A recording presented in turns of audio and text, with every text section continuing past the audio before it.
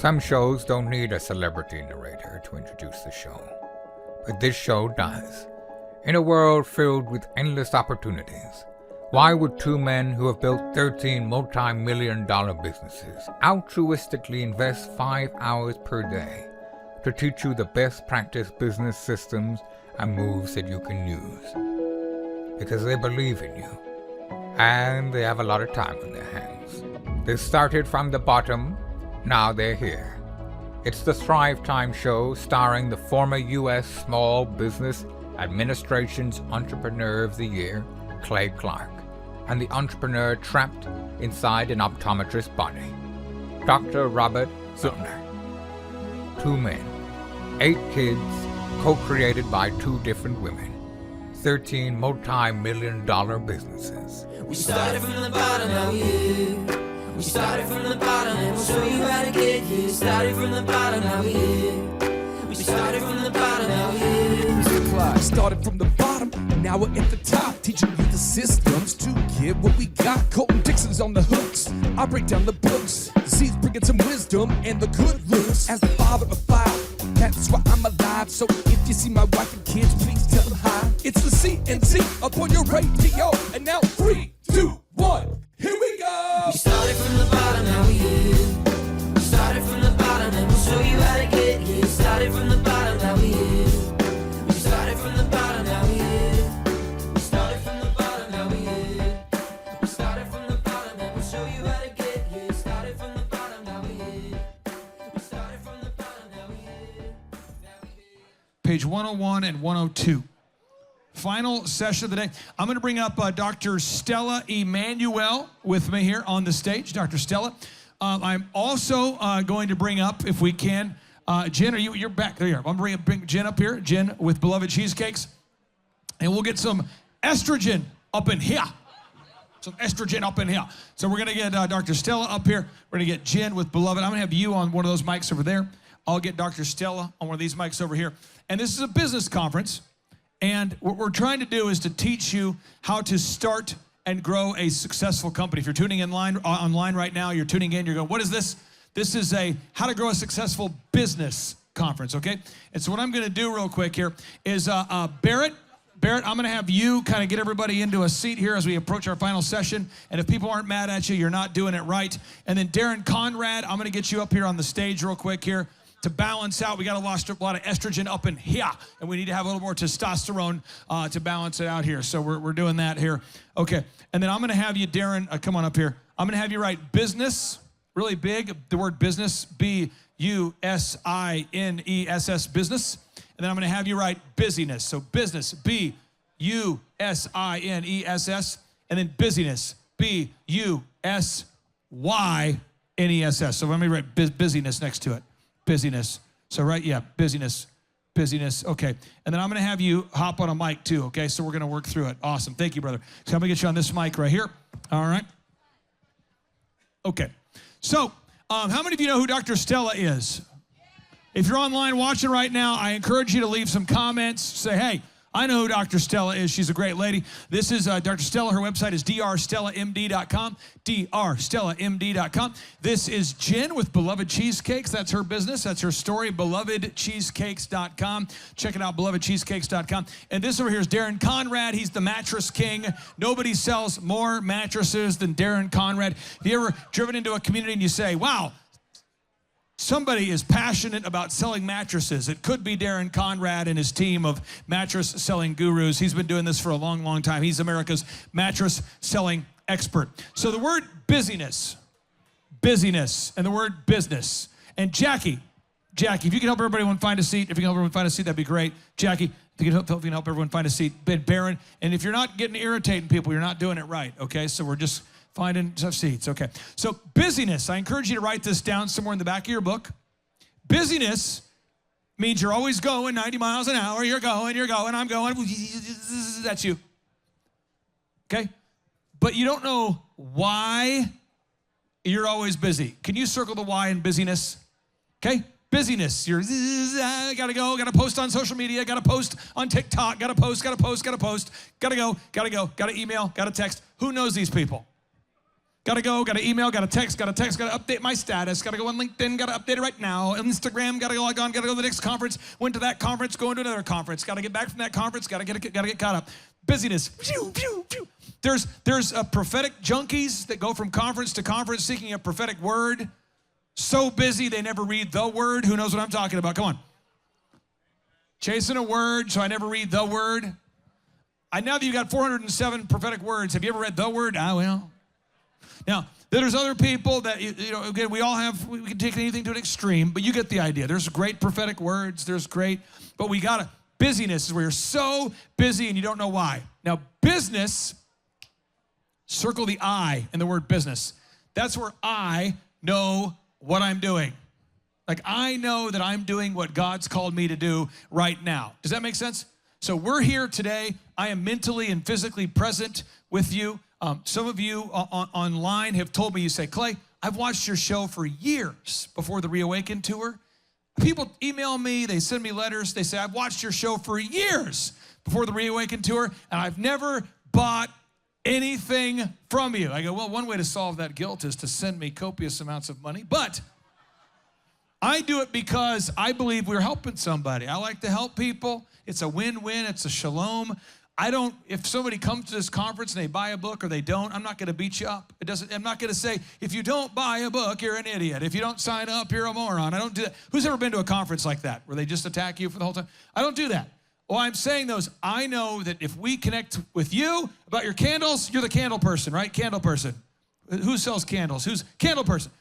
Maybe we'll never meet again, but maybe I'll just buy the candles and my wife will be wowed, and maybe that was great. And maybe you go, the pale guy, he wore me out. I didn't like him very much. That's okay. But I know that I'm supposed to be here or I wouldn't be here. Are we on the same page?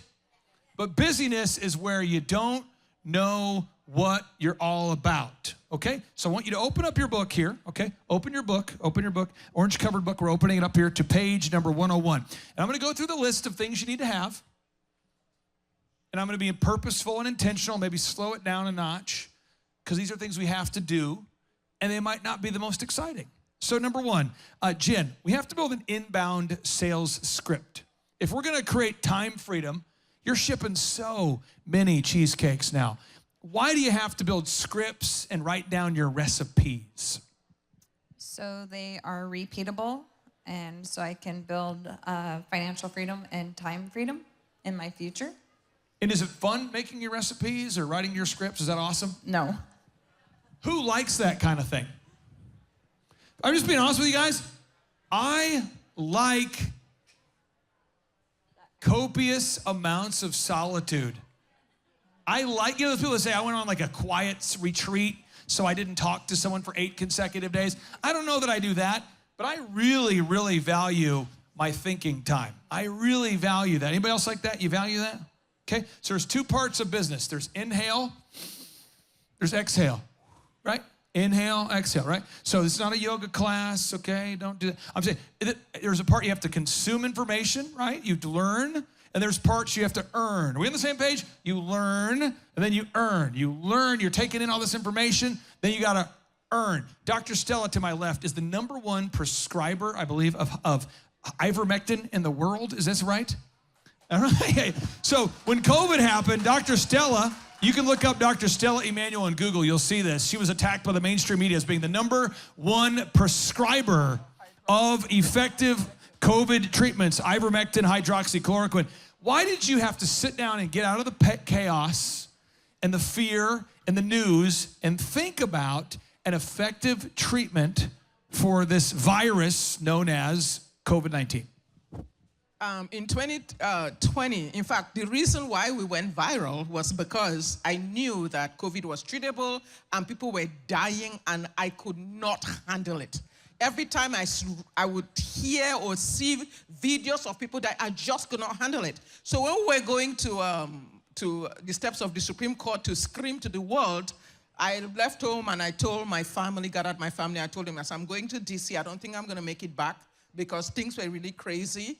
But if that is the hill that I die on, then that's the hill that I die on. I was willing to perish. I say, if I perish, I perish. So by the time I got there, I just went like bold, wild, and crazy because I was not afraid to die. The Bible says that, you overcome by the blood of the Lamb and the word of your testimony if you love not your life unto death. I was at that point where I was like, if they take me out, they take me out. I'm just not going to sit back knowing that people don't need to die and allow people die. That's number one. Number two, of course, when I went viral, the whole world came after me.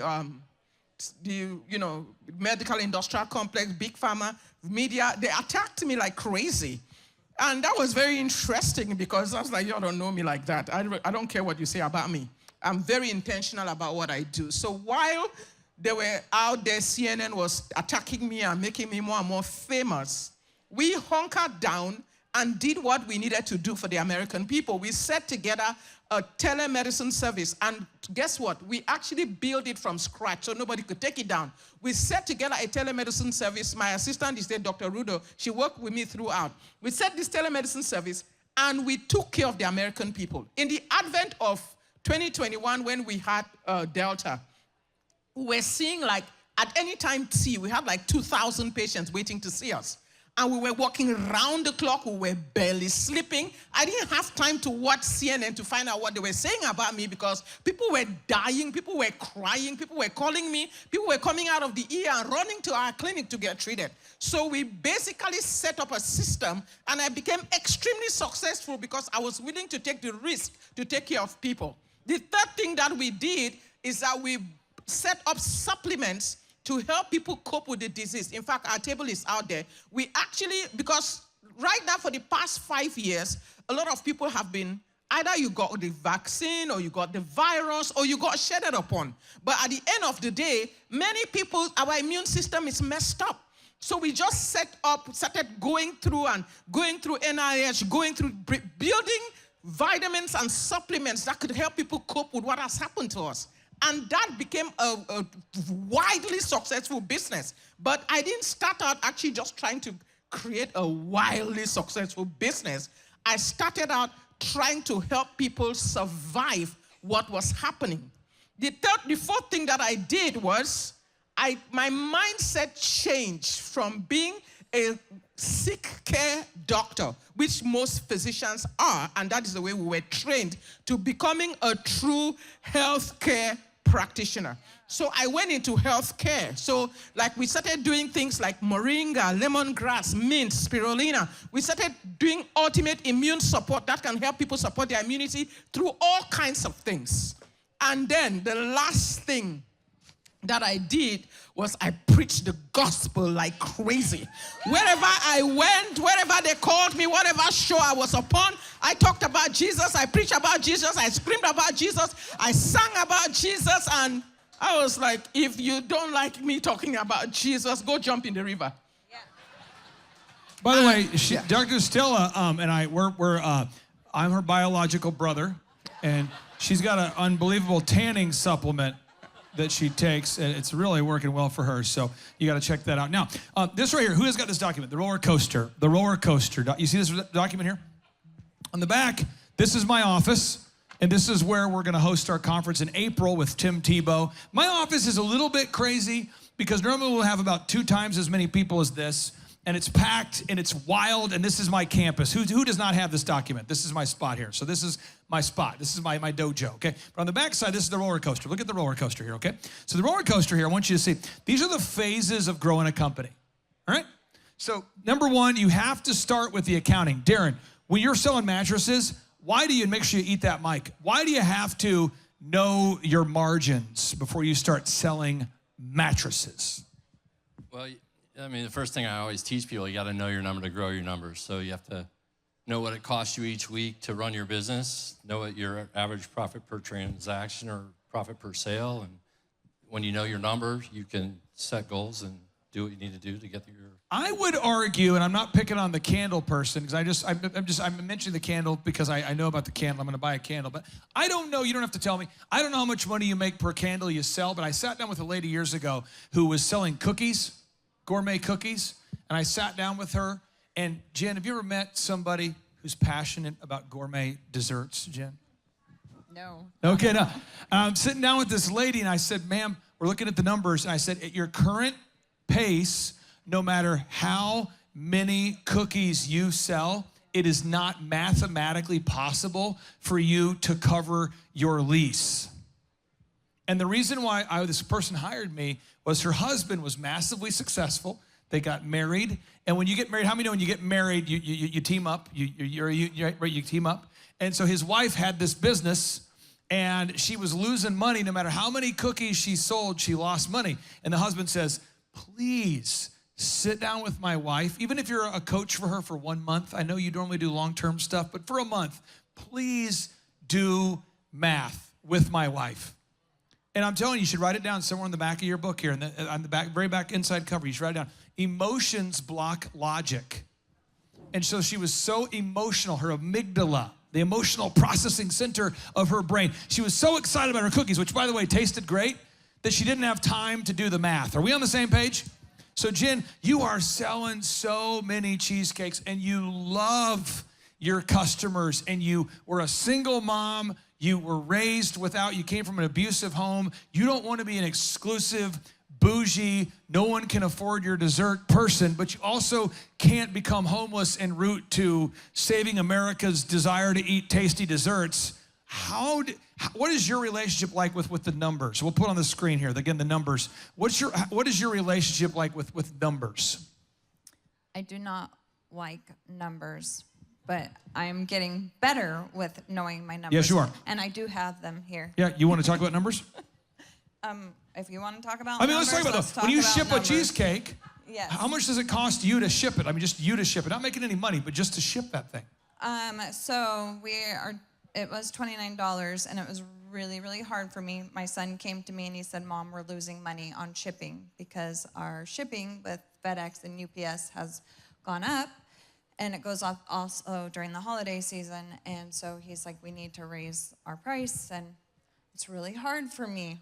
And then I have Clay team up with my son, and it makes sense. You don't want to lose money. We're an anti-poverty coup. We teamed up against her. So if you go to belovedcheesecakes.com, I mean this, everybody watching this, if you're watching, you're going, I'm trying to find a great gift for family this Christmas season. It is. It's the best gift to give someone that has everything. And I promise you, when we are charging $35 for shipping, it's 2-day air and with dry ice. So I know people think that's so expensive, but that is literally our cost for the shipping. That's not the cost for the cheesecake. It's not mean to cover your costs, but you got to do accounting, okay? So we go back to this document, the roller coaster, okay? How much profit do you make per customer? We need to know that. Everyone needs to write that down with your Sharpie. You ever got a Sharpie? Some of you have been sniffing the Sharpie. You're like, this conference is so terrible. I see something in the back. Oh, man, I got to get through this conference. Okay, but seriously, take your Sharpie out and write it down right here. How much profit do you make per customer? And you got to know how many customers you need just to break even. Now, Dr. Stella, I'm not rebuking anything you said, not arguing. Even though you have a desire to share the gospel, you have to at least break even to be viable. Why? Because I need money to preach the gospel. That's right. And I take care of a lot of people. I remember in 2023, some people came to me. They wanted to get my practice and everything because they said it was really doing well. And they were giving me one of this, you need to do this because, you need to fight the battle and you need to come with the heart of. I said, stop right there. I said, I have a ranch that I pay for and people come and stay there for free. I do ministry. I have people monthly that I support all over the world. That part of it is my charity work. But Dr. Stella MD is my business. Don't try to manipulate me. It's not going to work. Because people are like, well, it's expensive. Your doctor fee is $120 and it's expensive. I said, yes, I have to pay, attorneys, I have to pay licenses, I have to pay staff. My staff love me, but they are not coming to work if they don't get paid. Didn't you go to college for like 6 weeks to become a doctor? I know, right? 6 weeks. Okay, 6 weeks. I Okay. just downloaded it online, you know. That's right. Now, okay, again, accounting, okay? Dave Ramsey, okay, he says a budget is telling your money where to go instead of wondering where it went. That's Dave Ramsey, okay? This is the roller coaster, okay? This is how you do it. The next is you're moving up that roller coaster. How many of you have been on a roller coaster? You're going up, gets kind of exciting. This is the part that not a lot of momentum. You're going up. There's not any momentum yet, okay? Branding. You've got to have a website that's great. We talked about it. You got to have business cards that aren't the reverse of awesome, okay? You need to have a one sheet. You need to be able to clarify what it is that you do that separates you. And I've tried to bring examples of everything. This document, you can wave it at me. This is my one sheet. This is what I do within the context of a coach. I mean, there's other things I do too, but this is within the context of a coach. This is what I do. Darren, talk to us about mattresses. What separates your mattress brand from other mattress companies? Dude. Well, one, our business model is free. We give it away. So there's no charge, which separates us from all the other businesses. We offer, it's a one-man show, so there's very low overhead, and we can sell the product for 50 to 70% less than what you'd pay in a typical retail store. So we save people tons of money. So you've clearly figured you're a discount mattress store that makes owners money, right? That's what he does. That's what he does, okay? So moving on here. Signage, branded email. You got to have a branded email. If you're trying to get someone, Mr. Graphic Design guy, Mr. Video guy, Mr. Production, if you're trying to get the business of a big business and you're emailing from like a Yahoo account or an AOL or an MSN or, Clay at AskJeeves.com. People find it hard to believe that you're credible. So you want to have a branded email. You want to have it at your own unique website domain.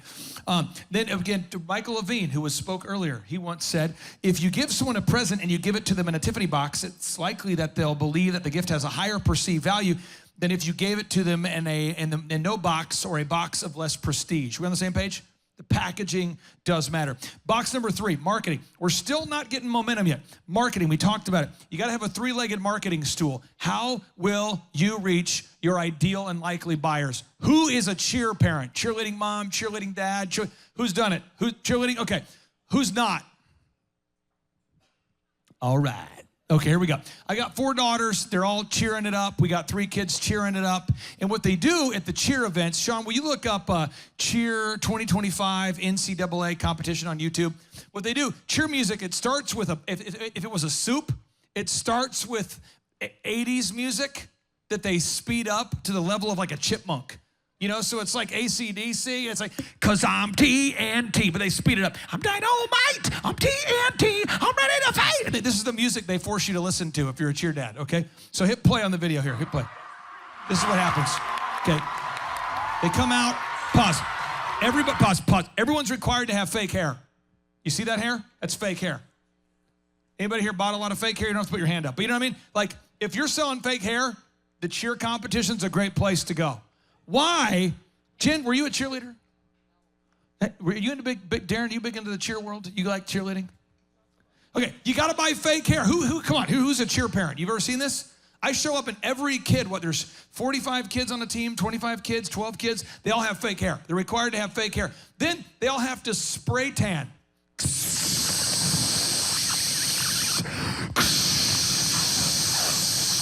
Then they have to practice every night until you as a parent hate yourself. So the coach is like, your daughter's getting pretty good, but do you hate yourself? I mean, I kind of like myself. I have confidence and an unshakable faith. I'm doing good.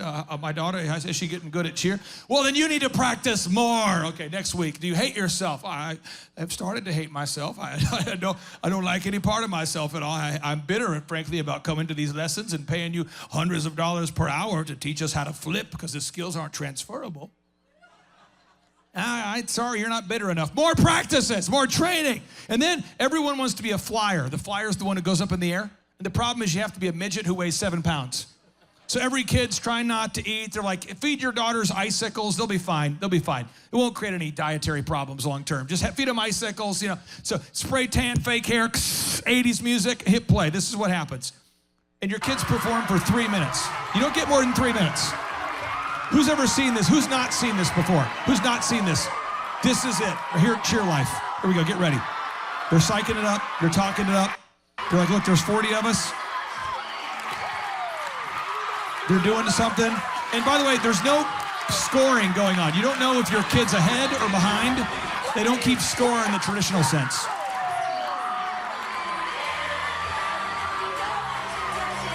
And then every cheer ends almost like a cult. They all start clapping at the end. And you watch it. Pause. You travel. They have tournaments in Orlando, Dallas. They say, sir, where do you live? I live in Tulsa. Yeah, the next one's going to be on the surface of the sun. Can you get there? Are you committed? I'm kind of committed. Do you hate yourself? Not yet. Well, then you need to go to this tournament. And once you hate yourself, you're committed. Okay. So where do you live, sir? In Tulsa. Oh, well, we're going to have it in Orlando. We're going to do it on Christmas Day because we want to do the Christmas Invitational, you know. And sir, when's your anniversary? May? Yeah, well, we're going to do it in Toronto on your anniversary. Therefore, how many of you have seen cheer? It's like this. Who's done competitive basketball or baseball or football? They start selling all this crap. Everyone needs a private coach. Have you seen this? Everyone needs a private teacher, a private mentor, private lessons, private stuff. Okay, so this goes on. This is cheer. So if you're trying to sell fake hair, this is your market. Anybody here into spray tan? This is your market. The kids are required to spray tan. 12-year-olds. Your kids look like raccoons. They're wearing glasses to cover their eyes. Have you seen this? God, it's crazy. Hit play. Crazy. I'm not bitter, though. I'm just angry. Here it goes. All the dads are going, can I go home? Please let me go home. Please let me go home. Please. All the moms are going, why isn't she a flyer? Why isn't my daughter a flyer? Okay. Flipping, no helmets. People are getting injured all the time. Keep going. But these are transferable skills. You do this in the office every day. This is what you do when you grow up. Everyone can do this. Here we go. Come on. Now it's going to end. Every cheer ends with clapping. Wait a second. Here we go. They're flipping. Oh boy, here we go. Now they're flipping. Very hard to do. Don't know why you're doing it, but it's very hard to do. It's kind of like it's hard to smell a sticker at the bottom of a pool. Hard to do, but here we go. They're doing it. This is what they want to do. Hang in there. This is somebody's kid. Throwing each other around. Is this a mosh pit? What's happening? Fake hair everywhere, spray tan. No one has eaten anything in a decade. Looking for thin midgets to throw in the air. Now, here you go. The dads are like, make it stop, make it stop, make it stop, make it stop, make it stop. Pause. And then when they leave, because your kids only perform for 3 minutes all week. So you're in Orlando at Disney or some sort of place where pedophiles roam freely, you know, you're there. And you're there, and you're there for, I'm serious, who knows what I'm talking about? And your kid performs for 3 minutes, and they don't get a score. So after they perform, you don't even know if they won or lost. You just leave going, it was what it was. It is what it is. And then you find out at the end that your team lost by 702 points. This is crazy. And I'm saying, if you're trying to sell fake hair, I know a guy, buff man, who makes millions of dollars. Buff man, dark-skinned man, big buff, dark-skinned man. He makes millions selling products to these cheer moms and extorting it from men like me. I meet him all the time because I get up at 4 and I'm in the lobby of whatever hotel. They make you stay at like a 5-star hotel. You can't stay at a crappy hotel. No, you got to stay at the Ritz-Carlton for the cheer event. So we all stay poor. So you're at the Ritz-Carlton, 4 a.m. He's like, Clay, good to see you. I'm like, oh, I'm sure it is good for you to see me. And I'm going, how much money are you pulling back on this one? Because he organizes them. He's like, oh, it's incredible. I mean, it's a lot. I get a kickback on the hotel per kid, sign up fee, registration fee. You get the training fee. I'm like, let's be real. You're making $1 million a quarter. Come on, I've done the math. I've sketched it out. I know. He goes, a little more than that, my friend. I'm like, oh, sick. True story. So it's a thing. So if you're trying to sell fake hair, though, here, who's going to be buying that? Anybody here like, yeah, I want some fake hair and spray tan. Let's do it. I love this business conference. Let's go. So you got to find your ideal and likely buyer. Why am I sharing you these crazy stories? Because it will get stuck into your head for the rest of your life. It's either memorable or insignificant. Okay, so moving on to box number 4, sales. you eventually have to sell something. That's where it becomes a real business. You have to sell something. So Darren, what happens if you get the business registered, you get your Google map, you rent your space, you lease the space, you ship the mattresses in, you slap a label on them, you read all the books, you watch Tony Robbins over and over and over, and then you don't sell anything? What happens? Then you go broke. Wah, wah, wah. So you have to eventually sell something. And so, Jen, do you remember the time someone actually bought your cheesecake? Because you're making them out of your house, you're giving them to friends and family. Do you remember the first time that someone actually said, I will give you this thing called a certificate of appreciation, AKA $1 or dollars, in exchange for what you made? Do you remember that moment? Yes. What happened? I made cheesecakes for Christmas of 2015 for friends and family, and then I posted it on my Facebook and just said cheesecakes made with love this year. And I had 3 people reach out and said that they would purchase a cheesecake from me for New Year's. And I did not feel right about it. One, because it was friends, and I didn't know what to charge at the time. Yeah. And it was just a little surreal moment, and I didn't feel right. But Now, this is pre-Christ, but you need to know this story because it's real and it applies to somebody. Who here was ever a DJ? Disc jockey? Okay, you and I, we connect. Here we go. We're having that story. So I couldn't get anyone to hire me because I was a DJ. I wasn't that good. I was motivated. I could mix pretty well, but I didn't have any gigs. So I cold called the Yucatan liquor stand, pre-Christ, okay? But who's from Tulsa? Who's been to Tulsa? I ran into a lady in Miami about 3 years ago at the Yucatan. She said, DJ Clay, Yucatan liquor stand 99. I'm like, 90. Okay, you're a drunk volleyball player on Thirsty Thursdays. I know you. You know me. Okay. But I went to the owner and I said, hey, can you just pay me every time we sell an adult beverage? Like if there any beverage that sells, can you just pay me $2? And he goes, sure. On a Thursday, nobody shows up anyway. Sure. So I became this hype man for Thirsty Thursdays. And so I'm trying to, this is pre-Christ, but I'm walking. Imagine about this many people are at this place at 71st and Memorial in front of Target. And I would say, ladies and gentlemen, welcome to the Yucatan liquor stand. I'm your man. And anytime that you buy any beverages tonight, you're entered in for a chance to win an unbelievable trip to Mexico. And I know it's a Thursday. I know many of you have jobs, responsibilities, families. You're trying to stay sober, but let's throw all the caution to the wind and let's buy alcohol because it pays for my future.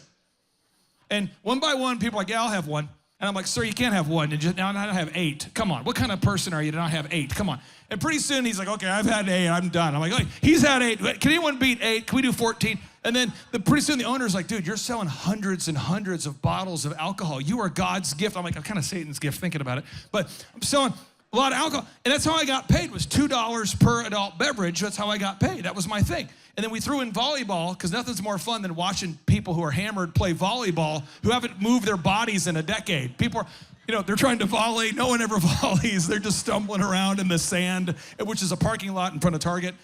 Wow, that was Thursdays. There was the Club Millennium. I was there, a lot of clubs. But I had to find a way to solve a problem. And again, you got to do it now I try to do everything through the perspective of Christ. I'm not trying to do that now, but that's what I did then. So I'm just saying, you got to find a problem you can solve. And the problem these bartenders had, these restaurants had, was no one was buying alcohol on Thursdays. So don't think that way. Think about something more virtuous. But you have to sell something that solves a problem. You have to sell something. And I want you to draw a diagram on the back of your book. Draw a diagram, okay? Weights and, who's ever seen the law, the scales of justice, the scales of justice, okay?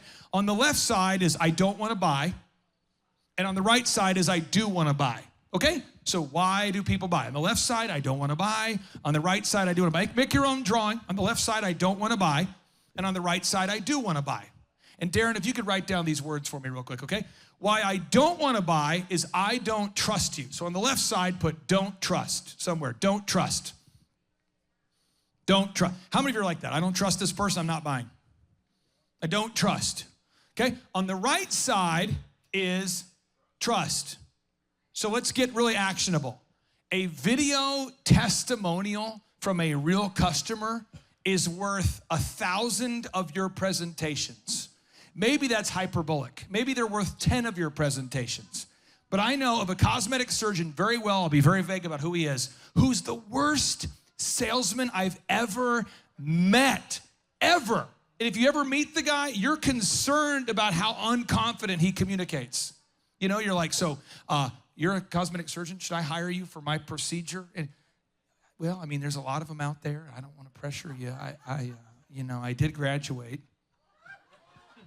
Are you good? Well, I mean, you know what I'm talking about, Randy. Yeah, I mean, I'm, one of the ones that are out there.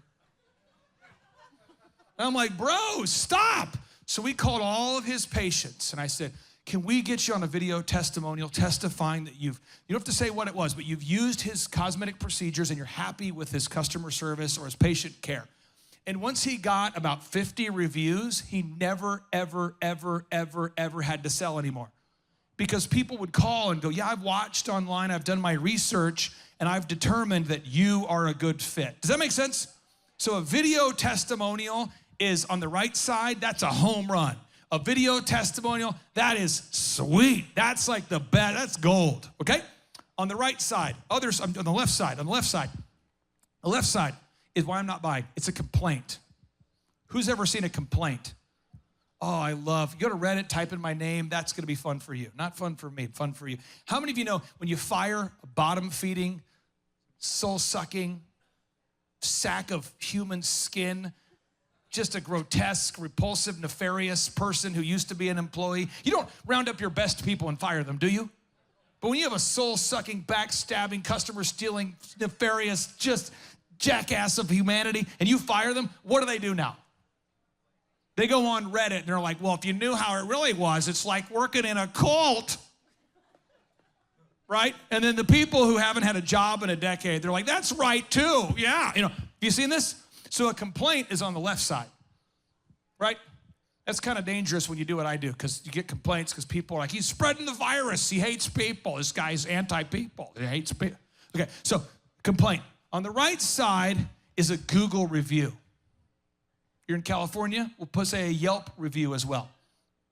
Okay? You see what I'm saying?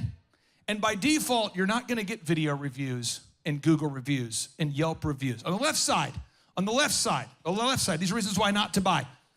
I haven't heard of you before. Write that down. I haven't heard of you before.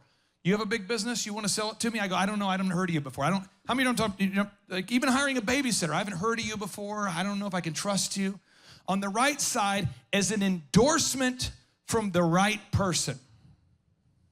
Interesting story, Mr. Eric Trump, who spoke today, we were at one event somewhere, sometime, doing something, and Eric said from the stage, he goes, someone asked a question, and Eric goes, that man, where's Clay? And the audience pauses, and he's like, nobody knows more about marketing than Clay Clark. He is the best marketer I've ever seen. And I'm like, Santa, thank you, Santa.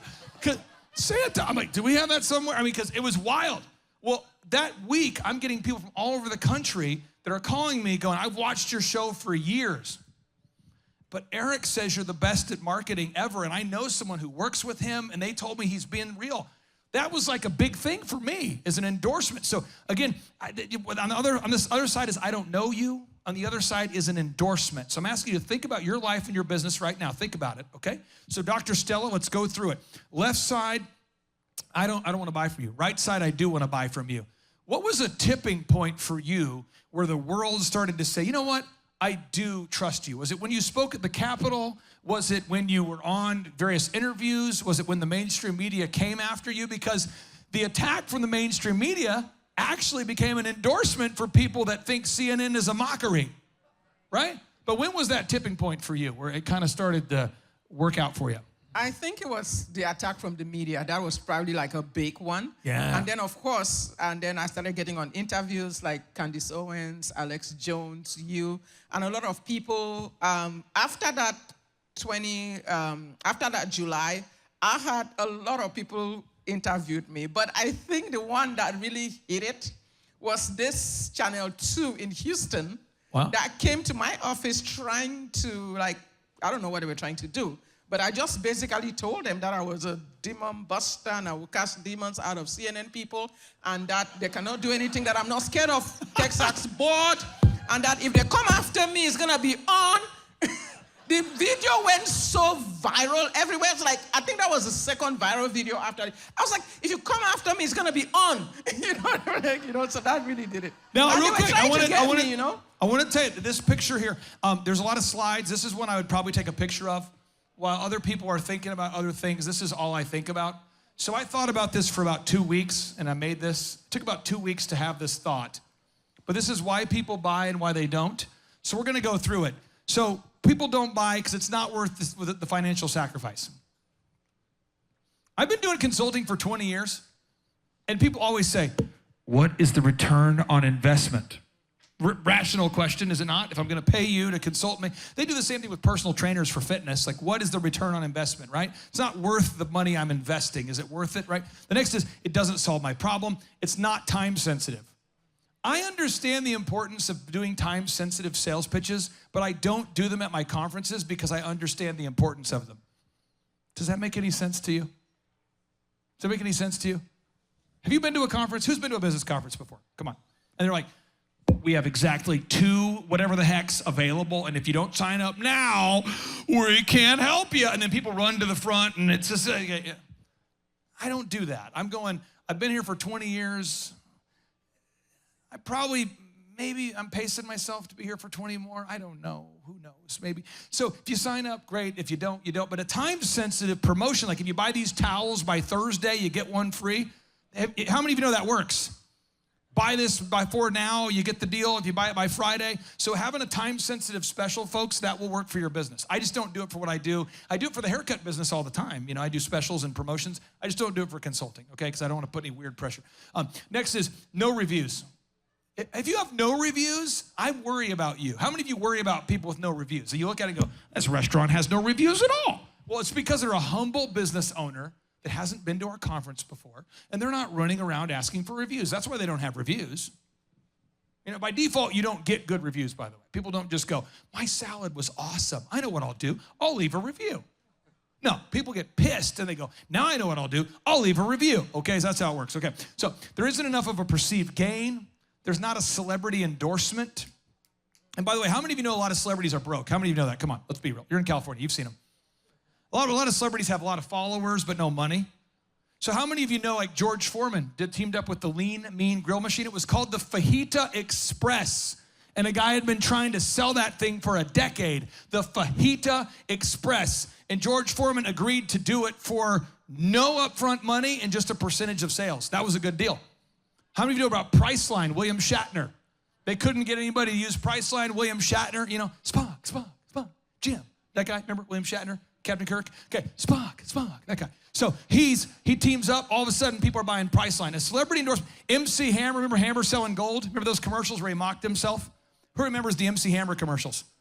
The joke was, doom, doo, doo, doom, doom, doom, doo, doom. And he's running around like celebrating and popping bottles of champagne and talking about how much wealth he has. And all of a sudden the music stops. And the DJ's like, hey, stop. But he's like, why? He's like, no more Hammer time. And he's like, what? And all of a sudden they're taking his crap away. And he's like, if you need to sell your gold like I did, call yada-yada.com. And it worked for him. So a celebrity, you don't need to have big money up front to get a celebrity endorsement. You just got to have a celebrity endorsement, okay? Next one is there's no kind of event-based pressure or some sort of like if you don't buy by Christmas, you miss the deal. You want to have some sort of event like a Valentine's special, a Christmas special, a October special. You got to have some kind of event tied to it. By the way, in the mattress world, does that work when you have some kind of special? Like if you get a mattress by the end of the month, you get a discount. Does that work? We mostly just create sense of urgency every week, so we have a special every day. We kind of treat... Every week? Every day. You have daily specials? Every day. I love it. Okay, so it's unbelievable. Okay, so next, the food isn't good enough. Like if your product isn't good, is what I'm saying. If your product isn't good, no matter how much marketing you put on it, people just don't want to buy it eventually, okay? They want to abstain. People say, I kind of, right now with the market being what it is, I don't know that I want to buy the thing. It's kind of like when Bitcoin goes down, people are like, I want to buy it, I don't want to buy it, I want to buy it. Have you seen that? Bitcoin, you should buy, don't buy, but so I'm going to take I'll abstain. That's what I'm talking about. Okay. Next is there's no testimonials. There's no word of mouth. Word of mouth is so important. And if you do a good job, you'll get word of mouth, okay? So these are just reasons here. And then why do people buy? To avoid pain, to solve a problem. There's a time-sensitive special. Forbes now says that 88% of people trust reviews more than friends. Doobie, doobie, doo, doo, doo, doo, doo, doo. Also, it's interesting. It's a sign of the times too. People trust an anonymous review more than their friends. I mean, that's kind of weird. Okay, to gain experience, people say, "I'll buy to gain an experience." I might not get anything out of it, but I have an experience. Maybe I can meet that person, get a photo with them, that kind of thing. A celebrity endorsement, a holiday event special, or in Darren's case, a weekly promotional. Because most people are buying. How many of you know people like to buy because other people are buying? I saw one guy years ago. How many of you have been to a get-rich-quick seminar and you've seen the sales and you can feel the sliminess? I got invited. I won the Entrepreneur of the Year, the Small Business Administration Entrepreneur of the Year. So I was 27, and I won this award. And this slime ball calls me. I'll be very vague. I don't want to get sued. He said, "Hey, could you come and speak?" And I go, "Sure. What on?" He says, "Time management." So if you've ever been to these things, they put the credible people first and the slime at the end or in the middle. So I'm speaking, then there's a famous NFL player speaking before me, then I'm speaking, then there's a guy who was had a major sitcom, he's speaking, and we're back to back, and we're backstage, and I'm like, how does this guy make money? I got paid 10 grand to be here. What'd you get paid? The guy says, 10, 10, 10. I'm like, how does he make money? Oh, then the host comes up, and he's like, guys, I'm about ready to sell some stuff. Watch. And I'm like, what? And he's so dirty. He's just a dirty, manipulative, shady guy. And he's like, guys, I'm going to make some explosive sales right now. He's like, have you ever seen the movie Dodgeball? Where there's the shady gym owner? You know, that's kind of his personality. And he's like, I've got every move possible. Get ready for the laser show. And I'm going, okay, you know, and I'm 27. I don't know. I was born yesterday. And anyway, so he gets up. He says, okay, guys, I don't want to put any pressure, but we only have 8 availabilities left for my thing. So what happens when he says the number 8? What happens? People start looking around, and then he pays people in the audience to get up and to start walking. So that's one thing he does. It's a dirty move, but it's his move. So one guy's like, I want to get going now. He's like, hey, we can't go now. Well, then another guy stands up, and it's a famous athlete that everybody knows. And he goes, hey, I'm making a name up. Hey, Carl. And Carl's like, hey, man, can I be in the program? And I'm like, oh, come on. And everyone knows the guy. And I'm like, you got a celebrity athlete, and I'm watching this. And then he goes, no, guys, here's the deal. We only take 8 spots, and tonight, anyone who signs up gets to come have dinner with Celebrity Man and this guy. But first, I want to have some testimonials. And this is how it works. There's a program where it's like $5 grand a month to become this best-selling author. That's the program. It's $5 grand to become a best-selling author. And the rule is if you come up and testify about your future in advance, he gives you half off. So these are people who are in a contract for $5,000 a month for 12 months. And you get 30 grand back if you come up and give a bogus testimonial. Does that make sense? It's not ethical, but it's his move, you know? So if you testify in advance to the success you're going to have, and if you sign anybody up, you get a 50% commission. So he's created this culture of it's like a sales coliseum. And pretty soon, you know, it's just like, ring, ring, ring, ring. And he's like, and now folks, if you want to sign up, you can. And people run to the back, they push, and they sell. And I'm just watching this guy make millions of dollars selling just crap. You know, so after the event, I said, how do you sleep? He goes, well, very well. In my lucrative, home, beautiful mansion, I sell very well. You don't feel bad? He's like, no, it's a sport, my friend. I win, they lose, art of war. And I'm like, you are sick. And I felt horrible for having been a part of the event. And then I said, dude, I can't ever speak for your events ever again. He goes, or nor could you ever speak about them because you signed my NDA with your agreement. And I'm like, oh, snap. And he's still doing it today. He still does it. It's a whole thing. And I'm telling you, these moves I'm showing you can be used for good or bad. Who knows what I'm talking about? So when you start to sell something, don't ever use these moves to sell. Does Big Pharma use these moves? Travis Kelce, and Taylor Swift? Take the shot. Take the shot. Have you seen those commercials? They're using their celebrity to push that. What about mainstream music? Are you seeing music push this agenda, this perversion on our kids? Are you seeing that? So these are moves, but you got to use them for good. I want to get your thoughts on this, Darren. Darren, you're a sales master. You know what you're doing with sales. You're a humble guy. You know what you're doing. You actually you started out doing Cutco knives. Oh, yeah. That's a hardened sales warrior right there. Tell us about going door to door trying to sell knives to people that don't want them. Well, so the trick was we got paid whether they bought or not. So we didn't really have to do a lot of selling, but we were taught we'd set up appointments. We go into people's homes, and while we were there, we'd go to the neighbor's house, let them know, hey, I'm next door showing them this stuff. Can I show you? And we do the next door neighbor approach, and we had like a 25, 30-minute presentation. And objectively, did you like the knives? Oh yeah, best product on the market. Liked them. But were you getting rejected a lot when you knocked on the doors? Were you getting? Yeah, all the time. Did people ever pull a knife on you when you were trying to sell a knife? I switched from knives to mattresses. I thought it was safer. But sales, I mean, how many sales presentations did you have to do before you got good or confident or got good at being dealing with rejection? Actually, my first 40 sales presentations, I went 0 for 40. And feels good. I bought the book Secrets of Closing a Sale by Zig Ziglar. There it is. I was trying so hard to sell, learning all the closes, and I just tried so hard. And then I had a mentor. He told me to stop trying to sell, just be authentic, be natural, and have fun. So I did that, and it worked. People started to buy. So now we go back to this document here. Now you have to wow the customer, okay? Now we're having fun because we just sold something. Now we're going down that roller coaster. Now we're getting some momentum. Now we're getting some energy. I'm not a big roller coaster guy, so for me it would be more like, oh no, can we make it stop? That would be me on a roller coaster. I get sick in cars, by the way. I get car sickness, motion sickness. I get sick just thinking, those video games where you pretend you're on a motorcycle? I get sick on that. I get sick just thinking about you on a motorcycle. Just Dramamine, get me Dramamine. I get sick looking at a cruise ship, being on a cruise ship, being around a cruise ship. So, but the thing is, when you're going down, that's theoretically when it's fun on a roller coaster. Who likes roller coasters? Anybody here like roller coasters? So this is the fun part. You have to wow the customer.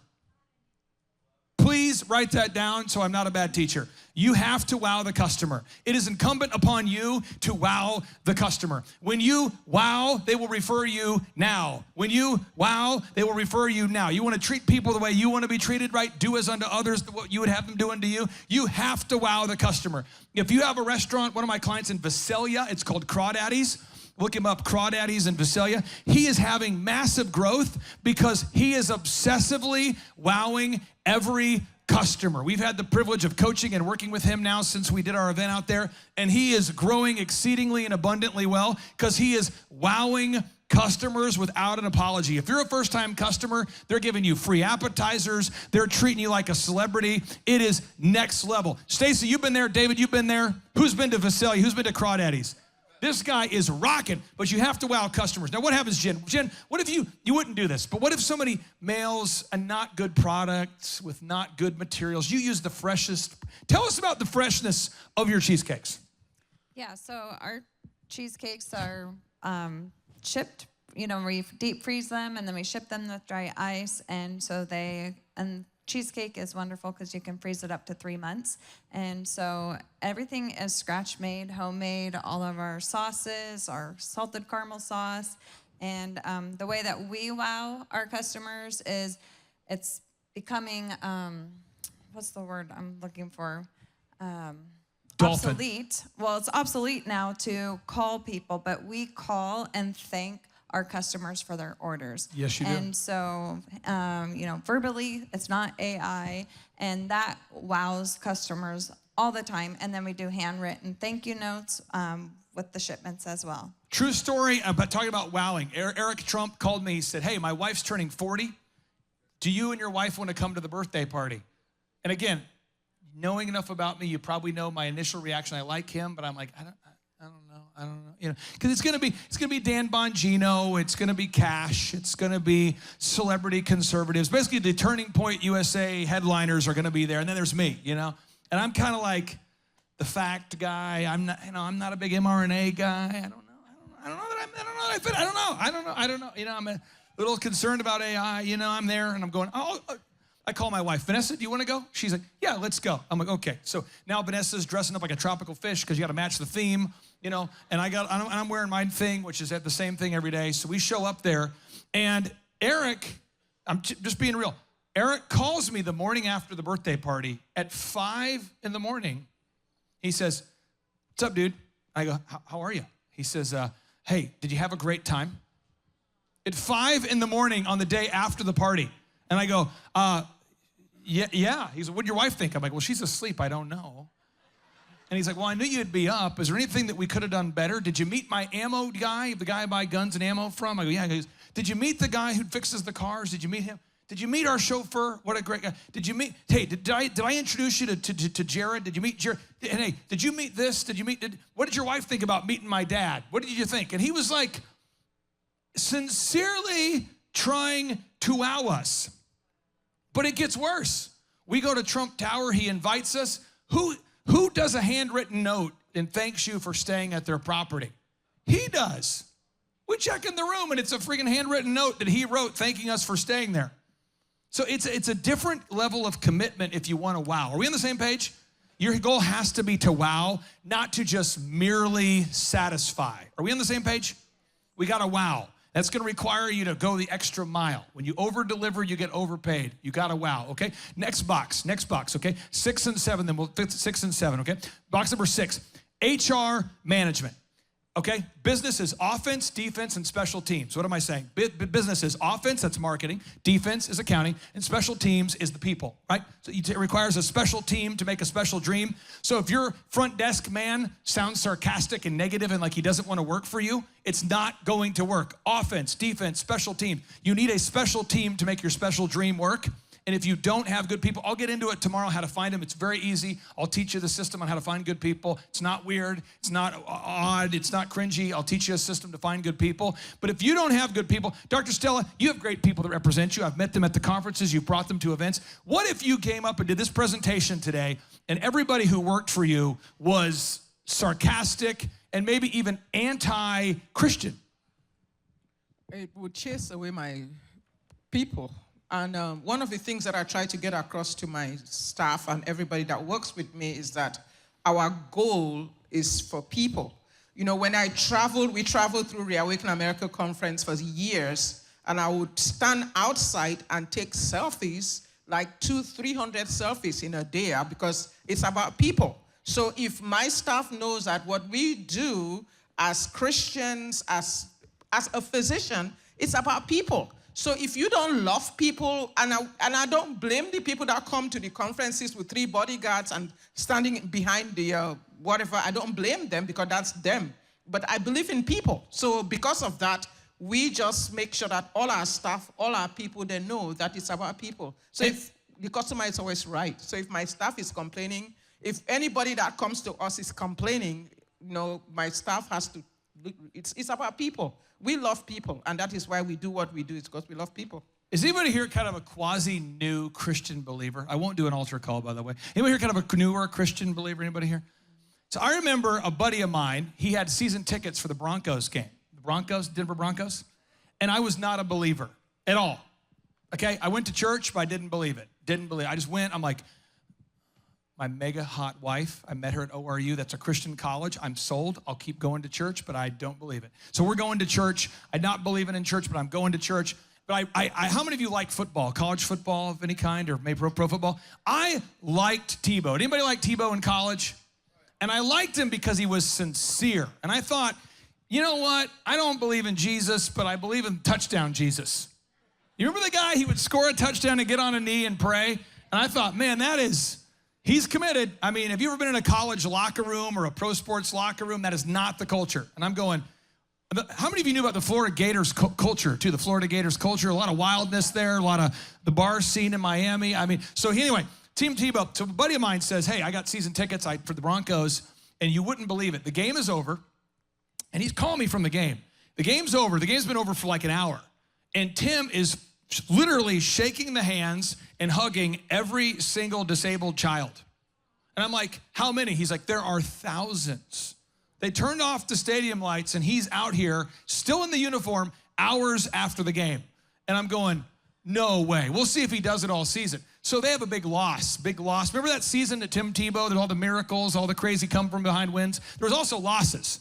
And I'm like, they just lost. What's happening? He's like, he is out there holding people, hugging people, praying for people, leading people to Jesus, praying for their parents, people with Down syndrome, people with cerebral palsy. And I'm like, this guy's awesome. So he wore the eye black that said John 3:16. And I'm like, I'm going to look that up.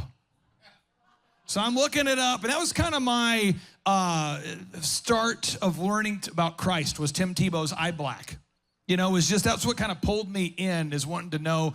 And then we had a very miraculous experience with our son, who was born completely blind. By the way, my son was born blind, and he now sees, which is another crazy thing. So there's a lot of things God's been pulling, a lot of things. But all I'm just saying is, like, Tim Tebow, to me, I was like, man, this guy's a real guy. That's why we have him come to our conferences. He'll be at our April conference. But he's a very real, sincere person. And I'm just saying, you, right now, I want you to just write this down somewhere on your, rate your team on a scale of 1 to 10, 10 being the best, 1 being the worst. And if it's just you, that could be a tough score. But are you trying to wow the customer or just satisfy? Are we on the same page? It's that extra mile that wows the customer, that extra mile that wows the customer, okay? And the final step we're gonna cover today, that I wanna play one thing for you, is quality control. Only the most brave entrepreneur will do step 7. Only the most courageous entrepreneur in this room will do it, okay? And by the way, this is taught in a book called The Service Profit Chain. It's a case study written by Harvard many years ago, before woke Harvard. If there ever was a time before woke Harvard, maybe there wasn't, I don't know. But so the Service Profit Chain, and it talks about you want to call every customer after they buy something and ask them how you can improve. So just there's 3 questions you ask, okay? It's called the Net Promoter Score. You say on a scale of 1 to 10, 10 being the best, 1 being the worst, how happy were you? And you ask them to sincerely give you a number, and they'll go, 9. Okay, if you were me, what would you improve upon? And they'll tell you, right? And then you want to take that feedback and put it at the front of your product development systems. And that's how you make your product better, is the feedback based upon, your customer feedback drives your improvement. Does that make sense? Your customer feedback drives your innovation. Are we on the same page? So I want to brag on my attorney, Mike King, did a great job on this particular part. Sean, you got that song pulled up? Can't take it with me? You got it? Yep. So Mike King, how many of you have ever been in a big lawsuit? And I'm in a lawsuit related to the Reawaken. I'll be vague about it so I don't get sued. And Mike says, how are we doing? Who's not been in a lawsuit before? Okay, what happens is you're in a room and everyone's getting paid $3.50 an hour and you're paying. All right? All the lawyers, all the experts, and they're there looking at information, and you've been in this litigation for years, and you're doing depositions, and your phone is being subpoenaed, and you have to get testimonies, and millions of dollars are being discussed. And Mike, I know Mike. Do you know Mike King? You know Mike? So Mike knows me, and Mike knows how to wow. I like Mike. Now, Mike and I, we might not agree on everything, but Mike knows how to wow as a lawyer. He knows what he's doing. Mike's been a client of mine, by the way, for years. So Mike says, how are we doing? And he knows I'm not happy. And he's like, do you want like a minute? You want a break? Because we're in this mediation thing. We're having the thing. And I go, I need to go write a song in the bathroom. And Mike, because you have to ask Mike, because Mike said, if you go talk to my wife about money, I'm going to go write a song. So this is the song that I wrote in the bathroom while being in this litigation. Because Mike knows that I'm a creative. Anybody here a creative? I can't spend my day talking about mitigating risk, because I believe we have a strong risk of dying and we can't take it with us. So I'm not worried about mitigating my risk and saving money. I'm more about like, what do I need to do to end this litigation so I can get back to having fun? And even if I start from the bottom, I'd rather do that than spend my day trying not to fall from the top. Does that make any sense to you? I'd rather spend my day thinking about starting a new thing than, I'd rather team up with Darren to start selling mattresses with no knowledge of mattress sales than spending my day for years trying to protect what I built. I don't know if that makes any sense to you. That's just my philosophy. I'd rather be on offense than defense. Anybody else like that? I'd rather be on offense than defense. So I go to the bathroom. I wrote this song. I want to play it for you because it's kind of about what it's like if you're fearing losing. That's what it's about. And I wrote it from the premise of, I'm probably going to lose millions of dollars today. and the sandwiches they're serving seem to be kind of expensive, and the experts seem to be pretty credible. I somehow know it's going to cost me a lot of money. I'm not really having a good day right now, but, okay, so hit play, Sean. And it's muted. Yo, back it up, back it up. Okay, back it up, here we go. Big shout out to my team for doing that lawyer thing. That's Mike King. We must consider it to be pure joy when we face trials. when I die, that's fine. I can't take it with me. That's good, cause I'm not going. I can't take it with me. That's good, cause I'm not going. Can't take it with me. I can't take it with me. That's good, cause I'm not going to. I can't take it with me. That's good, cause I'm not going to. Yeah, so I gotta let it go, let it go. I surrender control, Jesus, take the wheel. So I gotta let it go, let it go. Can't take it with me when I die, that's fine. Can't block my shine, I serve the Most High. Can't steal my peace, my eyes on the prize. My work bears fruit unto eternal life. You can't steal my joy, time's on my side. Father, forgive them, they don't know what they're doing. Under the sun, I found there's really nothing new. It's been the same old game for some time. Like how mankind crucified the Messiah. I'm running the race and I'm enjoying the ride. Fast paced, the way I'm crossing the finish line. You can't take my soul, but you can have some cash. You can't take it with you when you die. Nice try, yeah. I can't take it with me. That's good, cause I'm not going to. I can't take it with me. That's good, cause I'm not going to. I can't Now take pause. it with me. Now pray for Mike King for a second. We'll play the rest of it in a second. Could you imagine what it's like to be with me in a courtroom where you know you're with a guy who doesn't care about winning? I just want to go home so I can write music. Whatever home that is. It could be a mobile home. It's fine. It could be my car. Because I just don't like spending time on defense. So Mike knows he's in the room with like this ultimate alpha entrepreneur that doesn't like to play defense. So Mike's like, are you good? And I'm going, no, I'm not good. It's like that scene where Chevy Chase, he cuts off the Yule post because it wiggles. I know, I'm not good. He's like, his wife's like, got that crazy look, Clark. Are you okay? Oh yeah, I'm fine, yeah. So he's like, why don't Vanessa and I deal with the legal stuff and you go do whatever that is. And so I'm just telling you, you have to, at the end of the day, humanize your business and ask, are you wowing your customer, okay? And so for Mike, it's like, can I let the crazy eccentric songwriting entrepreneur guy go write songs? For you, it might be, can I let the customer who's a little bit frustrated about the shipping and handling, can I let him have a victory? It could be, could I offer the best service possible? You know what I mean? Because we're not gonna wow everybody by default, but how do I try to sincerely wow every customer? Hit play here, Sean. That's good, cause I'm not going to. I can't take it with me. That's good, cause I'm not going to. Yeah. It just takes a little lawsuit, a little accusation, and you could lose it all. It just takes one instance, just for instance, maybe just a slip and fall. And you can do all the planning, all the lawyering, but it could all just fall. So I ain't gonna fret, I got no regrets, I'm just gonna bet it all. After all, what's the point of gaining it all if I'm just gonna lose my soul? Sitting in a room with a bunch of lawyers, talk about how defense goes. I'd rather be up in the front lines, talk about Jesus and his throne. Jesus Bad things and happen his to good throne. people, you knew it, but now you know. I can't take it with me, that's good, cause I'm not going to. I can't take it with me, that's good, cause I'm not going to. Pause. Next lesson I want to teach you about this song here is that I don't make any money writing songs. I like them. Maybe someone does, maybe someone doesn't. It's okay. But I'm just saying is I have a business or businesses that allow me to have the time freedom to work on music. You know, so if you say like, what is my goal? It's to write music and to meet great people and help you make hit businesses and maybe get an occasional hit song. Does that make sense? So you got to get to a place to where you're really, really clear about what you're doing. Like, what am I doing? Why? Because this right here, tomorrow, we're going to talk about applying all of this.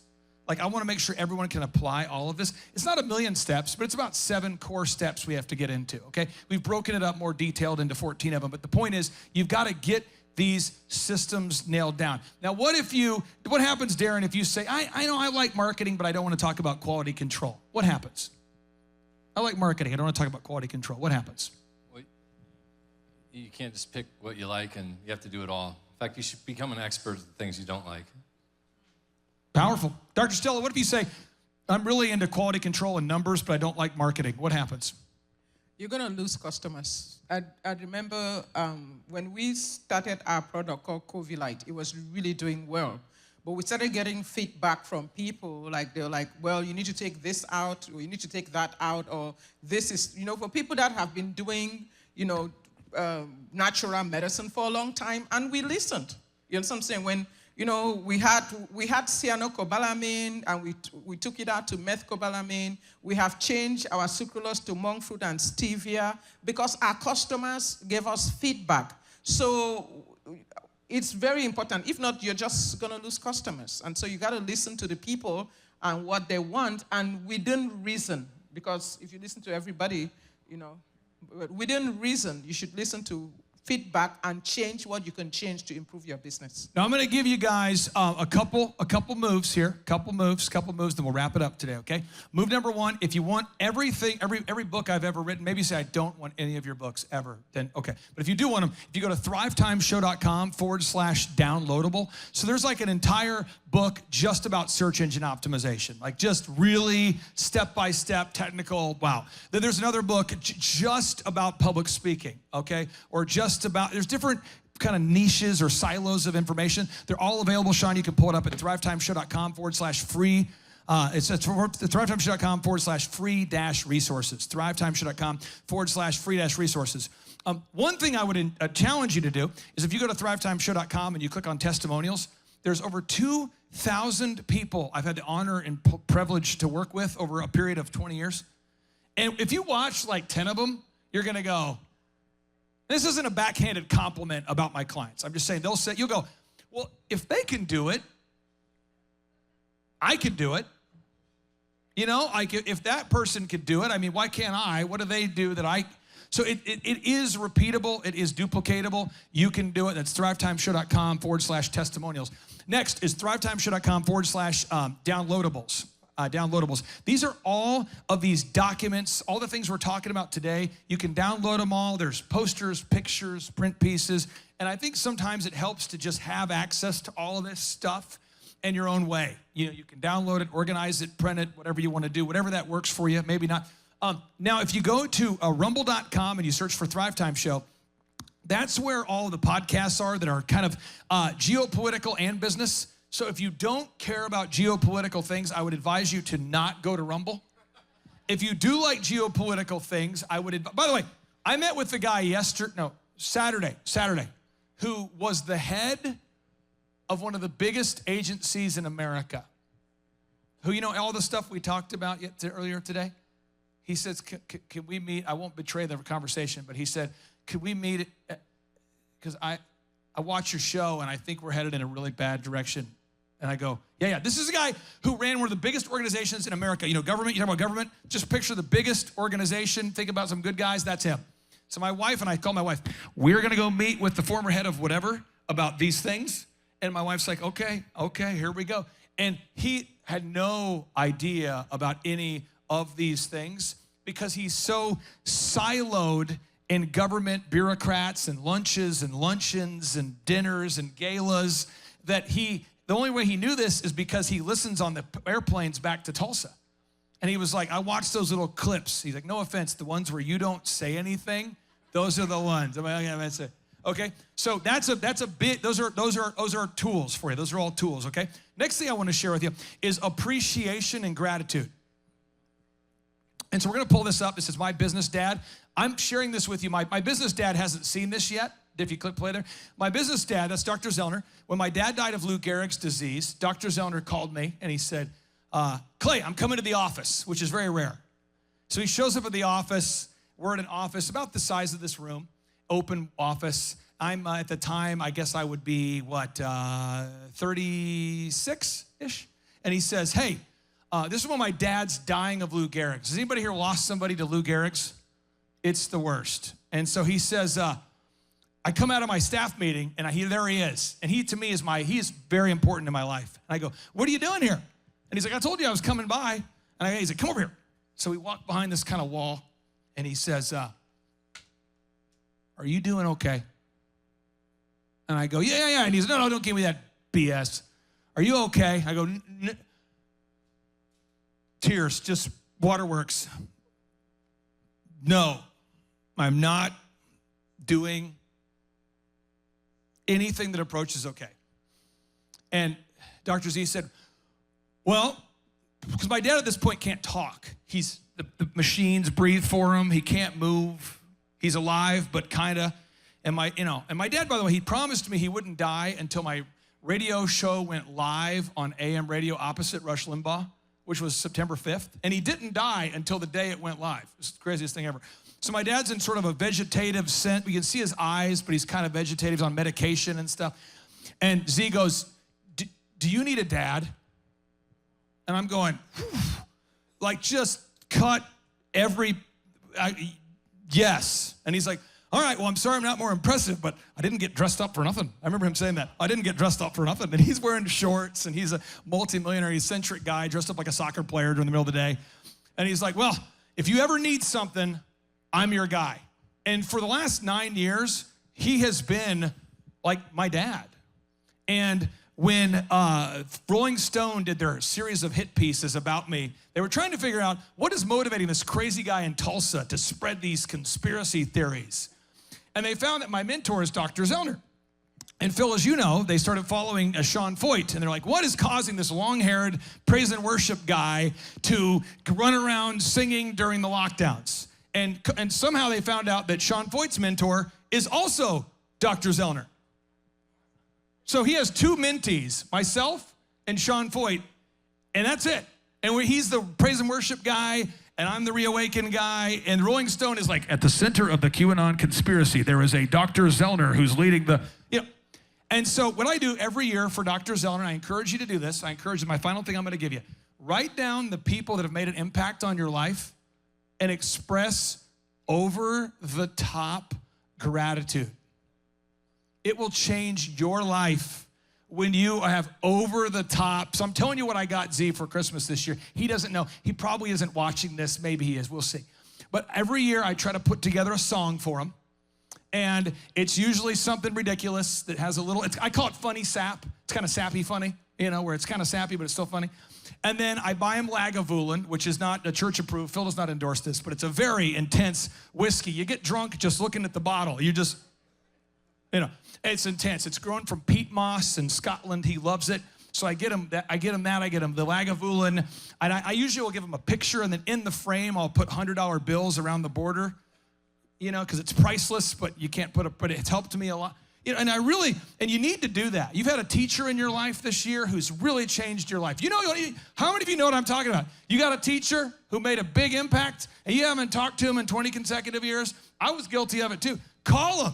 Like, go nuts for Christmas. Call the teacher, call the grandma, call whoever it was that made the impact, and go ridiculously over the top with gratitude. And it will forever change the way that you do life. I promise you. If you do it for you, it's the best Christmas ever. So I always show up at his house with my ridiculous variety of gifts. And this is the song. I just finished putting it out a couple days ago. I'll play it for you. Maybe you like it, maybe you don't. But this is Dr. Z's Christmas song that he doesn't know about yet. But here we go. Oh, Radical Jihadist. There we go. What a great song. Radical Jihadist. One more commercial. It takes real investment to help keep this country running. I'm sure it does. Okay, here we go. Go on the flow. Working it. This song goes out to all the Dr. Robert Zellners out there. Everybody. All the Bobby Zellners.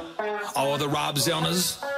All the Bob Zellners. If you do not get it done, there is nobody else. Nobody. There's no sick days for you, cause you can't replace yourself. You're replaceable. Dayquil is the key to your health. It's the key. It masks the symptoms, so all is well.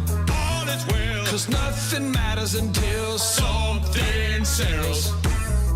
Unless people buy things, your business is going to hell. Cause you're the boss, and it's your profit and loss.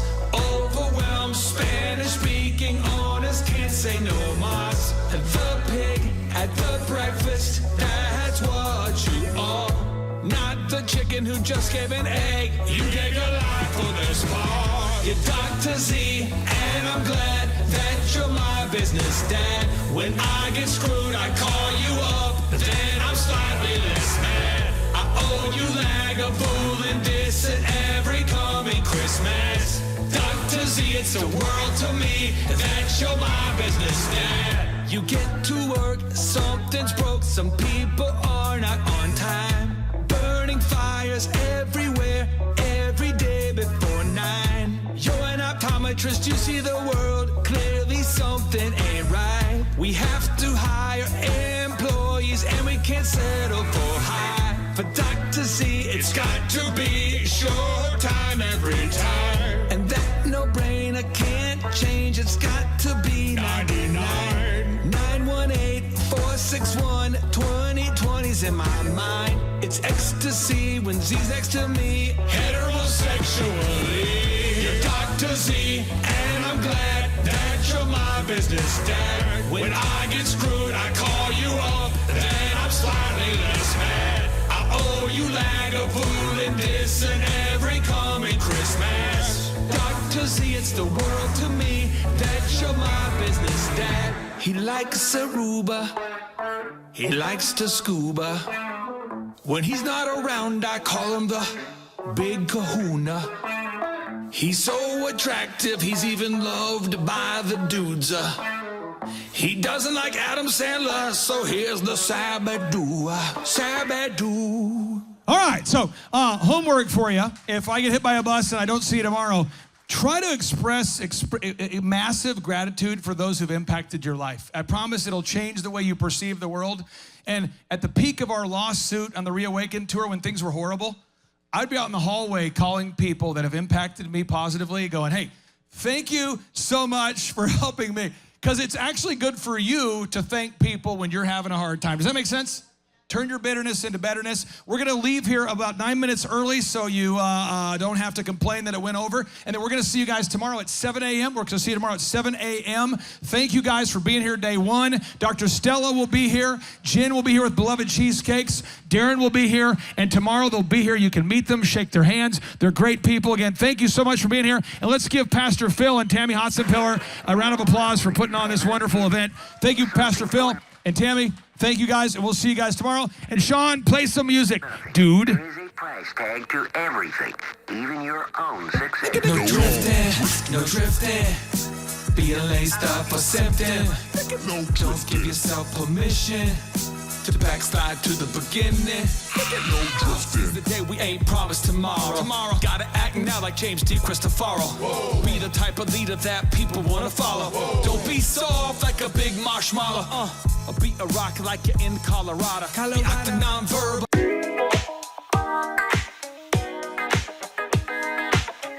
Thrivetime show, that's where you wanna be. That's where you wanna be. Thrivetime show, that's where you wanna be. Yeah. Business growth is what you wanna see. What you wanna see. Thrivetime show, that's where you wanna be. Where you wanna be, yeah, yeah. If you've got the big goals to achieve, you got to achieve it. For entrepreneurs, it's a paradise. For employees, it's a change paradigm. For the poor and ignored, it's a change mind. For the explorers, it's a major find. For Tim Tebow, it's goals aligned. For the average with the Trump, it's a mastermind. For Robert Kiyosaki, it's game time. For the first time attendees, it's oh my. For the Oklahomies, it's a sweet home of mine. For the real business people, it's so nice. For the people going places, it's a green light. For you and your crew, it's a change vibe.